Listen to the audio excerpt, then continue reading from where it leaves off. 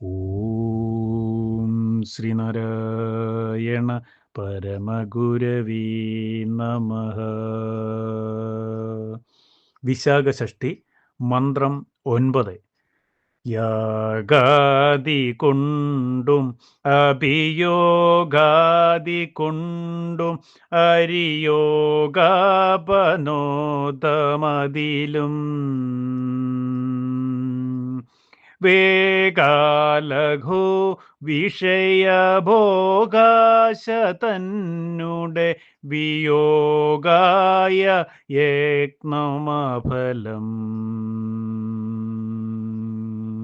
രഗാദിയാം ഹൃദയരോഗാതിരേകം ഒരു ഭാഗായ നീങ്ങുവതിനായി നാഗാംഗമൂർത്തിയുടെ ഭാഗായ തൽപ്പളനി പൂഗായ ചെയ്ക നമനം.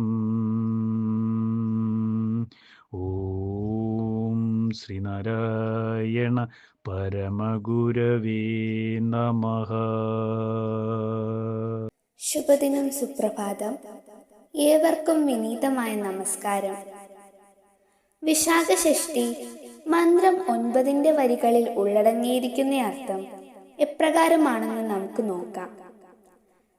യാഗം തുടങ്ങിയ കർമ്മങ്ങൾ, യോഗം തുടങ്ങിയ സാധനകൾ, ശത്രുക്കളുമായി ഒത്തുകഴിയേണ്ടി വരുന്നതിനെ ഒഴിവാക്കൽ എന്നിങ്ങനെയുള്ള മാർഗങ്ങൾ കൊണ്ട് വിഷയസുഖങ്ങളോടുള്ള ആശയിൽ നിന്നുള്ള വിയോഗം എത്രയും വേഗം ഉണ്ടാകുമെന്ന് കരുതി അത്തരത്തിൽ ചെയ്യുന്ന പ്രയത്നങ്ങളെല്ലാം കഷ്ടമേ, വിഫലം തന്നെ.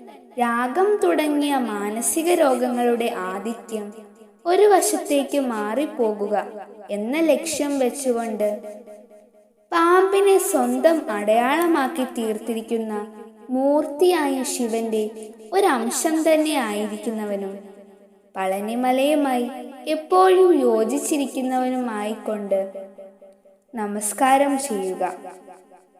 ഓം ശ്രീനാരായണ പരമഗുരവേ നമഃ.